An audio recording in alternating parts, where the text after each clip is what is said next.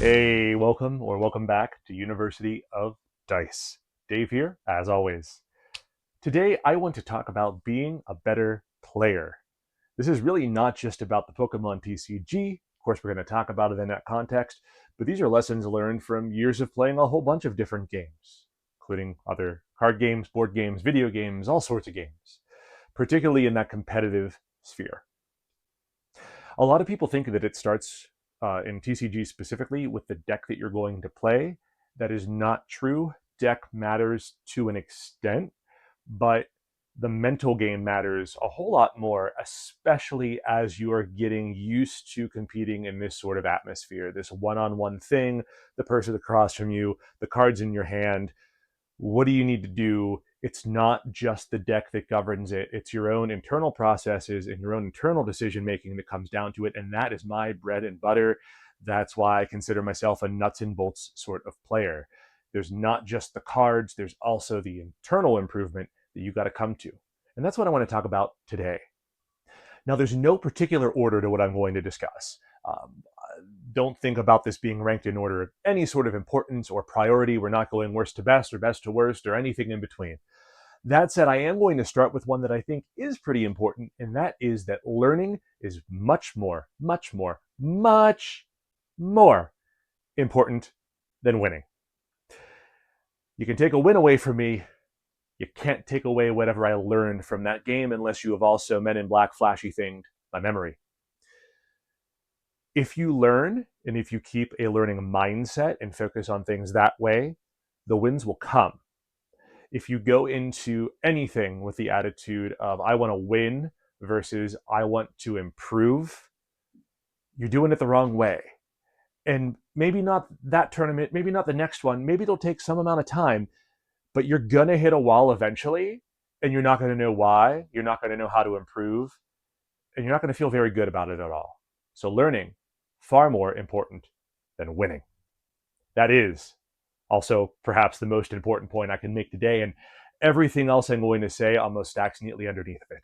That is the overarching philosophy that I want to espouse on this channel too. From an internal perspective, your performance at a tournament, a game, whatever, does not impact your worth or value as a person. It can feel so awful to lose. It can feel so awful that you show up with deck A and everybody else is playing deck B that hard counters it. And that feels terrible. And you go home and you're 0-4, 0-5, whatever. You travel to a regional and you just bomb out. Something like that. Doesn't feel good. It doesn't mean that you're not good.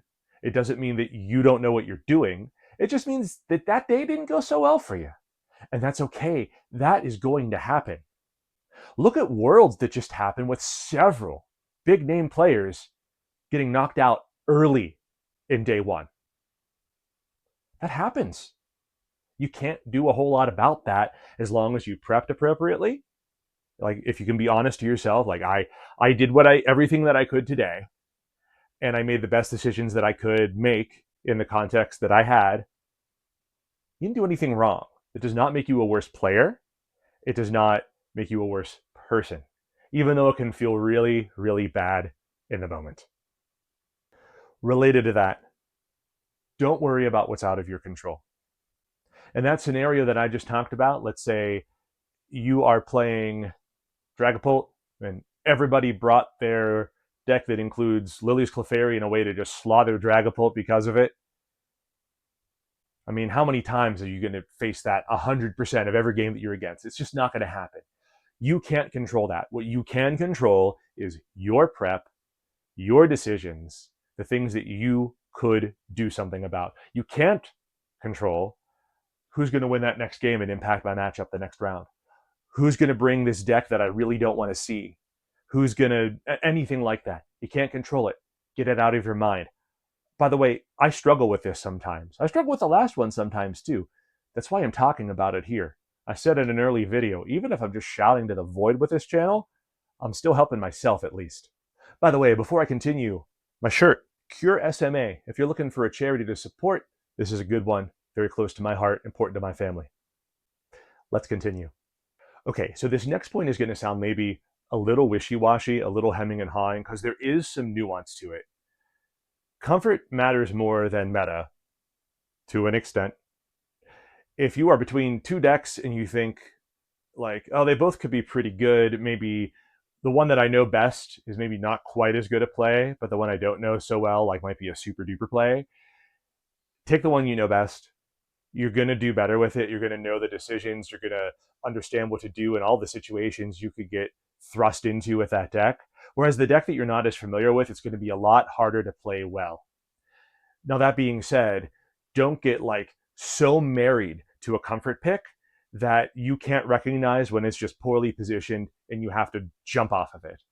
So, yes, comfort does matter a lot, but you also have to like be objective and take a step back and say, is this really a sensible play still? Because sometimes that changes. Is it actually a good pick, or do I maybe need to find a new comfort pick? Do I need a new comfort deck? Because that's something that might have to happen too. Another cliche, take things one game at a time. Yeah, we've all heard that. It's so trite, and sometimes, depending on the environment you grow up in and around, it can almost you can almost take a cynical look at that.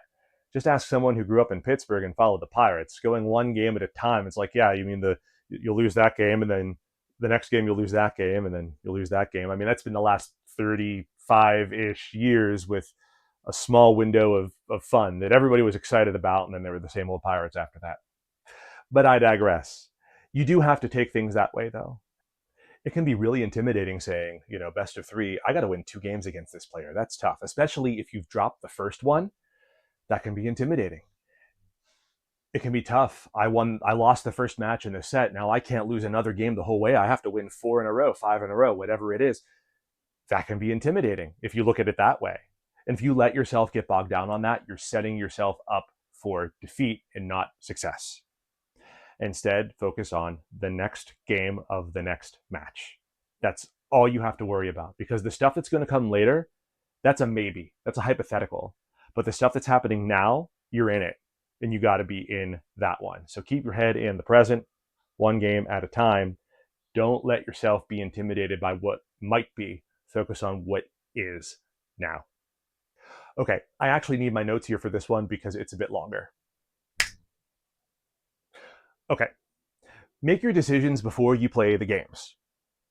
I used to think this was just about doing some like solitaire setups, running things on TCG Masters, goldfishing your deck a little bit, maybe. Then while prepping this video, I actually saw a stream talk from Henry Brand that he did just before Worlds. I was so glad that this was pointed out to me by my coach, Matt Schwang. Awesome guy, friendly, super knowledgeable, easy to work with. Anyway, one of his suggestions is to break down your deck card by card and write what each card does for you. I don't mean like the text of the card. We know Arvin lets you get an item and a tool. That's not what I mean. I mean the lines that each one enables. This makes you internalize the plays, so it's not so compartmentalized, right? It's not like, okay, I have Arvin. I'm going to play that. Now, what do I need to look for? Oh, I could get this, and it would let me get this Pokemon out. Oh, what tool do I get? You want to think about all of that ahead of time so that you just know the whole line. Arvin to get the next thing, to get the next thing, to get the next thing, and you know where your end result is. For example, if you're playing Marnie's Grimmsnarl, as I was, and did this for it, you know before you play Arvin that you want to get a secret box and maybe one of your 2 TM Evos. So you got both in the deck. And then secret box could get you Buddy Buddy Poffin, Spikemouth Gym, Research, and another TM Evo, because you discarded the first one to pay for the secret box. And then the Poffin can get you Snorunt and Impidib. And then you attach an energy from your hand to the active to get the TM Evo enabled. And then you play the Spikemouth Gym to get the Grimmsnarl on hand in case your opponent bumps the stadium, so you have that there. And if they don't, and they Iono you, I mean, okay, so be it. You can still get it back from the stadium. Then you end turn with Evo on the Imp and the Snorunt, and remember any ticks from the Frostlass along the way. And then next turn you can Spikemouth for another Imp or a Morgrim, or get double Grimmsnarl out, punk up the energy, play Research, and so on. So like that whole sequence involved maybe like 12, 14 different cards and was actually like maybe 5 or 6 separate plays. But if you know that is one line from start to finish, you make things so much easier on yourself. Stepping into my professional life, there's something we talk about in instructional design called cognitive load. Let's put this in layman's terms. Cognitive load is the idea of like how much stuff you're seeing at a time and how much weight that puts on what you're thinking about, where your attention is split to, what is taking up your attention and your focus and your brain power that doesn't need to be there. This kind of stuff contributes to cognitive load as well. If I just know that is one line start to finish, that's much easier than having to think through and piece it together on the fly. And now having that written down, that whole line is a tool that I can pick up from a toolbox rather than thinking of the 12, 14, 16 different cards that the whole line took up. Now, the kind of stuff I talked about today, and by the way, this list is by no means exhaustive, but the kind of stuff I talked about today are all things that you can use to um, clean up your approach to the game, regardless of the deck that you're playing. The stuff that we talk about here should be relevant with the card pool that we have today, with the card pool we have 2 years from now, the card pool that we have when all of the cards that are in play right now are rotated out. It should still be valid, barring a huge change to the game. It still comes down to keeping a calm mental, focusing on what's in front of you, and making sure that your prep is as diligent as it possibly can be. You can still lose games with it, but over time, on the whole, you will find your performance getting better and better and better as you internalize these processes more and more and more, and heck, even some more. What do you think I missed? What should be included here? What do you vehemently disagree with? Let me know down below, and I'll see you in the next one. Bye.